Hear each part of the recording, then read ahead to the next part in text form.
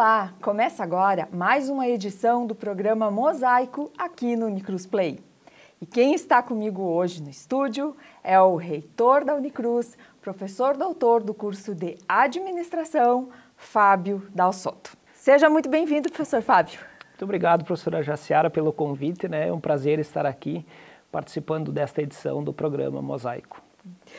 Professor Fábio, antes então de eu começar as minhas perguntas, deixa eu tentar resolver um dilema que me persegue. Sim. A Unicruz tem o privilégio de ter no curso de administração um professor que é reitor, ou a Unicruz tem o privilégio de ter na reitoria um professor doutor administrador? Uma boa introdução, né? Eu acho que, enfim, essa é uma feliz coincidência, né, que nós temos na instituição, né, enfim, de forma muito humilde também, né, coloco isso, né, mas claro que é importante sim, né, nós termos aí a valorização da formação acadêmica, né, dentro da instituição nos cargos, né, que, enfim, necessitam também, né, do conhecimento técnico para o exercício, enfim, das nossas funções, né. Então, sempre que possível, né, é claro que é bom conciliar a formação técnica acadêmica, né, com, enfim, aí os nossos cargos. Obviamente que isso não é uma exigência, né, mas sempre que possível é importante sim que nós tenhamos aí, enfim, essa possibilidade. Isso nos facilita no dia a dia, né, nos facilita no dia a dia na execução das nossas tarefas, né, para que a gente possa aí, enfim, superar os desafios, né, e exercer, enfim, as funções, né, de uma forma mais tranquila. Em resumo, ganha o curso e ganha a universidade. Os dois, ganhamos né? todos. Acredito que sim. Muito bem. Então, professor Fábio, o alicerce da universidade, a gente sabe que é formado pelo tripé entre ensino, pesquisa e extensão. E hoje também a gente pode colocar no suporte a esse tripé também a inovação e a internacionalização.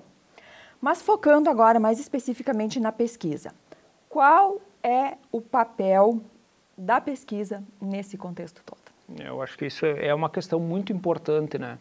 E quando nós falamos de universidade, nós não podemos conceber, né, uma universidade sem a pesquisa. E isso é importante e é por isso que se tem esse status, né?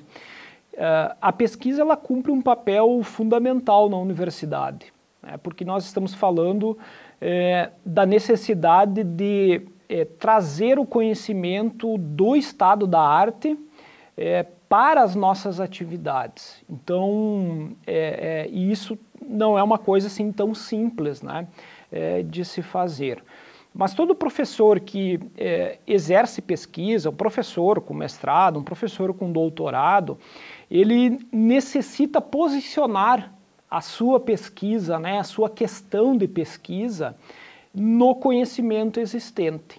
Então esse acredito que é o primeiro ponto, né, e que traz uma grande contribuição. Por quê? O que isso quer dizer? Que eu tenho que ter posicionado a minha pergunta, né, a minha questão de pesquisa, o que eu estou investigando no conhecimento já existente, né, ou seja, no conhecimento acumulado. E para isso é claro que eu preciso ter um domínio, eu preciso ter um conhecimento da literatura e daquilo que está sendo discutido na área. Então, dois pontos principais que eu vejo assim, que são fundamentais nessa contribuição da pesquisa. Primeiro é eu posicionar a questão de pesquisa, ou seja, a investigação, com os autores seminais. Esse é o ponto super importante, né? Ou seja, é preciso ter domínio daqueles autores, né, que iniciaram a discussão, enfim, que se está investigando. E o segundo ponto, que é muito importante, é que eu preciso estabelecer a discussão com os autores que estão discutindo hoje aquele assunto.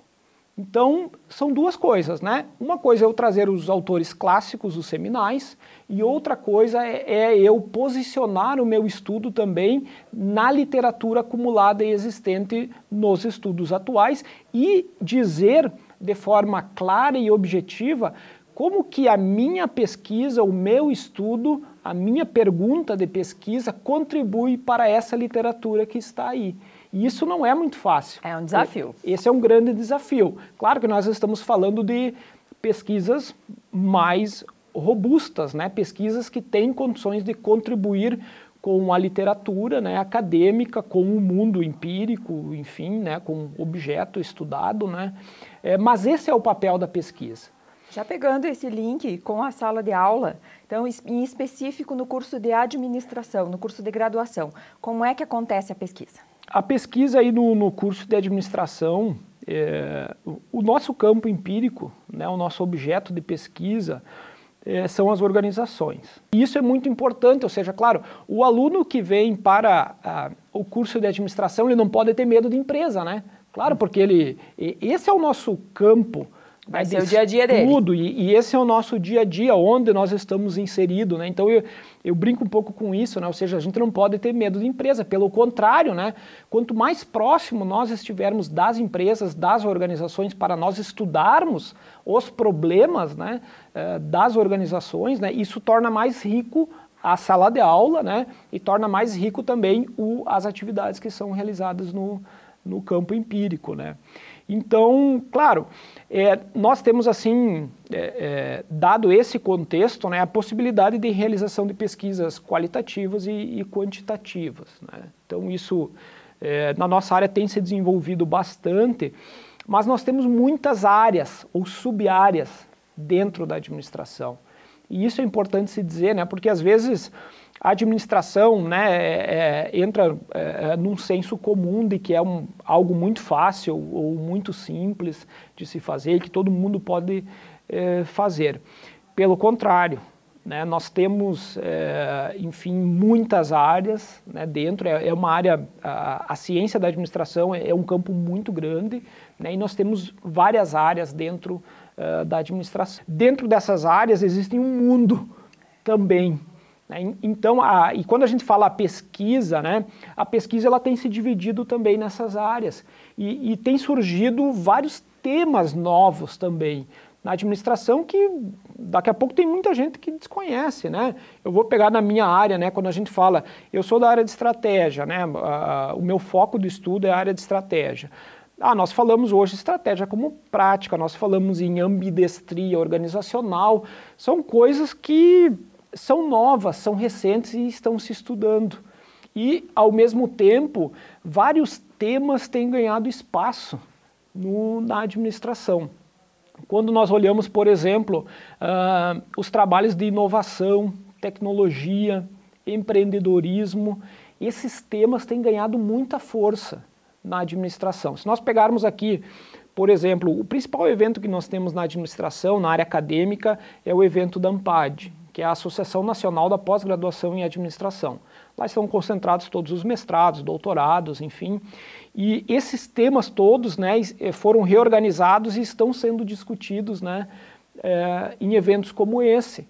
E a gente vê a pujança e a cada edição também surgem novos temas, né, também isso vem contribuindo para a área. Então nós temos assim muito campo para ser estudado, né? E tem vários pesquisadores que estão se dedicando a isso. Tem áreas que são muito densas, né? São muito densas mesmo, né? São áreas difíceis, né? De estudos complexos, né? E super importantes para o dia a dia das organizações. Então é uma área, a administração como um todo, né, ela é muito interessante porque traz problemas do cotidiano, né, do mundo real das organizações, né, e que a gente procura, de forma geral, lançar lentes teóricas sobre essas questões para que a gente possa ter explicações dos fenômenos que acontecem no dia a dia, né, e também para apontar, então, possíveis alternativas e soluções, né. E isso acontece ao longo do curso, porque a gente pode até ser levado a pensar que a pesquisa ela se dá de uma forma mais enfática no momento de se fazerem os trabalhos de conclusão de curso. Mas no curso de administração nós temos essa pesquisa sendo construída ao longo do curso. Ao longo do curso, né? Junto às disciplinas. E isso é importante, junto às disciplinas, né? Nós temos também as possibilidades de inserção dos alunos nos projetos de pesquisa, de extensão, enfim, e isso é algo gradual. Aquele aluno que mostra mais interesse, né, ou tem até mais afinidade em se aproximar desses trabalhos, né, enfim, vai podendo também aproveitar isso ao longo do curso. Mas essa é uma possibilidade muito real, né, tem vários professores que fazem pesquisas, né, estão aí publicando, escrevendo artigos, enfim, que os alunos podem se inserir, né, e ter, inclusive ao longo do curso, né, publicações conjuntas, né, enfim, aí é uma questão sim de afinidade, né, e daquilo que o aluno busca também. Falando em publicações, né, as pesquisas elas podem, né, devem redundar em publicações, em eventos, né, como eventos de excelência, né, como o ENAMPAD, periódicos. E essa qualidade ela é medida por indicadores da chamada QALYS. Né? Qual a importância para os cursos de ter publicações que tenham qualidade? Esse é um ponto bem importante, né? E primeiro acho que é importante esclarecer o seguinte: o QALYS é algo nosso, né? Também nacional, é brasileiro. Né? Então, assim, nós temos outros indicadores e classificações para mensurar também a pesquisa, né? Que são indicadores internacionais. Fator de impacto, por exemplo, né? Então, aí nós entramos num contexto internacional. O Brasil criou isso, né? Então nós temos o QALYS. Bom, nós temos que lidar com isso, né? E até porque nós somos também pontuados por isso, classificados, né? Então nós temos que tratar com isso. O QALYS vem sendo reformulado, né? Enfim, já sofreu várias alterações e nós estamos num processo aí de transição. Mas nada mais é do que uma classificação, né? Especialmente dos nossos periódicos, né? Das nossas revistas científicas, né? Em relação à qualidade desses periódicos. Então, o que isso quer dizer, né? Quanto mais alto o QALYS, né?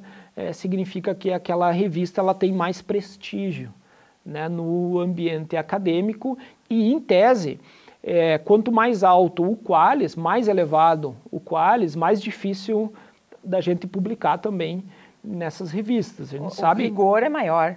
O rigor é maior.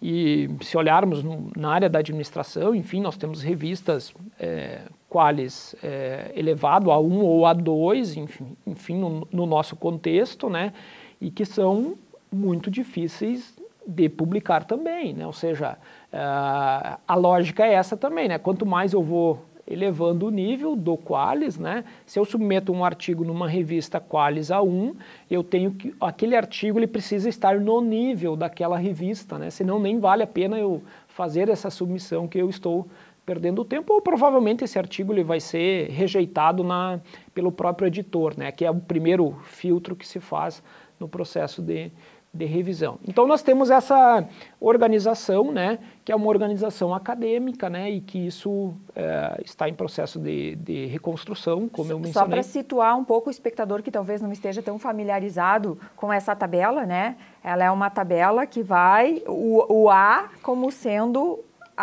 o mais qualificado, né, os periódicos mais qualificados. E aí descendo outros, porque a gente pode pensar que é o inverso, né?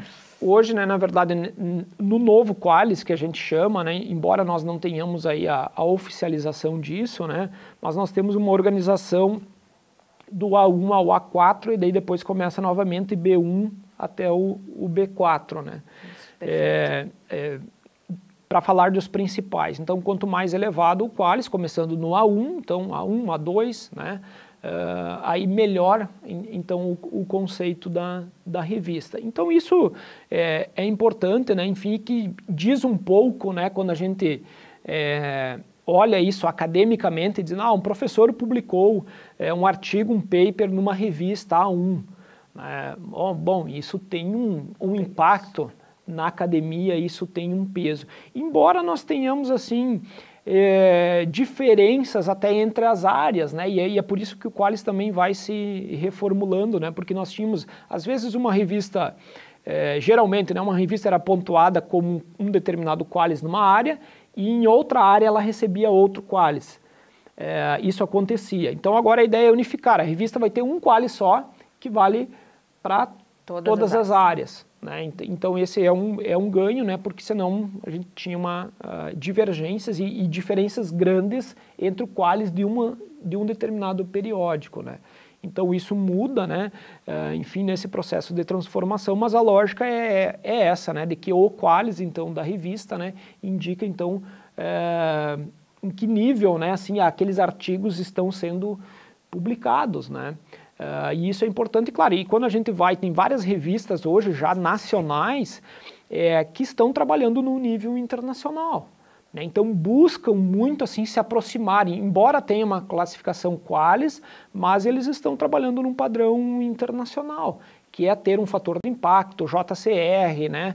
Enfim, já trabalha num outro nível daí que é um nível internacional, as publicações em inglês, obviamente, né? Para que isso tenha acesso no mundo, né? E isso é importante, né? Quando a gente fala em pesquisa, né? E faz a diferença. Muito bem. Bom, para quem não conhece, né, o professor Fábio é um pesquisador de excelência, né, aqui na universidade.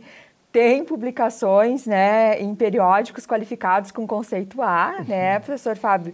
Então, eu gostaria que aproveitar a tua experiência e falasse um pouco para nós sobre quais são os principais desafios, as maiores dificuldades para um pesquisador que tenha como objetivo alcançar um nível de excelência de um paper assim, mais qualificado. Sim.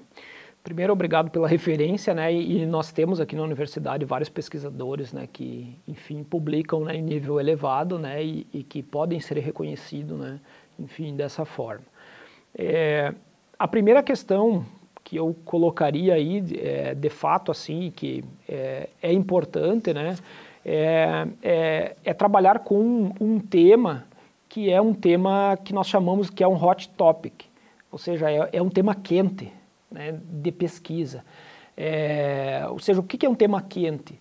É um tema que é atual e ele tem apelo, né, ou seja, as pessoas vão se interessar por isso, os pares, enfim, aí a audiência, né, vai se interessar por isso. Então, se você começa com um tópico quente, você tem chances, né, de que aquilo vai ter repercussão. E vejam, né, nós estamos falando assim, quando a gente desenvolve uma pesquisa de um nível mais elevado, isso é uma coisa que demora anos para se desenvolver. E é por isso que é importante nós termos algo que tenha apelo, porque aquilo vai perpassar um determinado período e que não é pouco tempo, né? Então isso demora. Né, demora para a gente construir uma pesquisa, a gente construir um bom referencial teórico, a gente construir uma boa coleta de dados, depois você escrever isso da forma que precisa ser escrito e comunicado, né, para essa audiência até você chegar no ponto de publicação.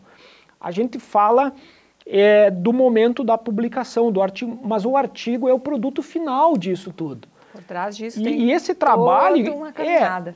Quando a gente vê o trabalho publicado, nós estamos vendo um resultado final de uma pesquisa daqui a pouco que iniciou há 5 anos, 6 anos, né? Enfim. E esse é o trabalho de uma pesquisa assim, de mais envergadura.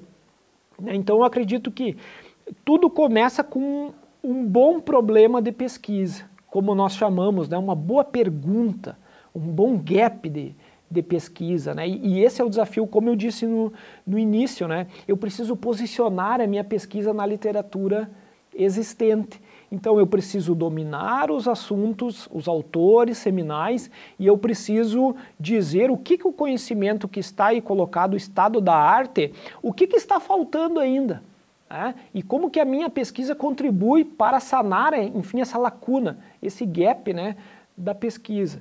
Então, e esse é um desafio interessante, né? Ou seja, bom, eu tenho que ler vários livros, papers, artigos, enfim, e eu tenho que posicionar a minha pesquisa naquele conjunto. E esse é um desafio que não é tão simples assim, né? Para a gente falar assim, de um trabalho que vai contribuir efetivamente, né, para a literatura, para o ambiente gerencial das organizações ou para a sociedade como um todo. Depois disso, de eu ter assim uma boa pergunta, uma boa literatura que dá sustentação para isso, eu preciso ter também um bom campo empírico. E isso é importante, né? Ou seja, se eu tiver conjunto de empresas ou se eu tiver um bom caso enfim, que eu possa analisar aquele problema, aquela pergunta, né, aí eu tenho boas chances, né, de que esse assunto ele vai ter, enfim, uma boa possibilidade de divulgação e de apelo também na sociedade. Perfeito, professor Fábio. Já quero de antemão lhe convidar para a parte 2 dessa nossa entrevista. Se o professor concordar, já lhe convido para que a gente possa explorar um pouco, falar um pouco sobre o seu doutorado, falar sobre as suas pesquisas, de todo esse caminho, né, que chegou até a publicação desses periódicos. Já deixamos aqui esse encontro marcado, pode ser, professor Fábio? Com certeza. Será um prazer. Então, excelente. Então, agradeço muito a participação por ter aceito esse convite, né, de fazer esse bate-papo que tem muito a acrescentar, aí também principalmente para os nossos jovens acadêmicos que também têm essa intenção, né, de permanecer e conhecer um pouco mais sobre a pesquisa. Então, nada mais interessante do que falar com quem tem propriedade sobre o assunto. Então, professor Fábio, muito obrigada pela tua presença e vamos continuar essa nossa conversa. Muito obrigado, um prazer estar aqui. O Mosaico de hoje fica por aqui e essa conversa com o professor Fábio Dalsotto vai ter uma continuidade. Até mais!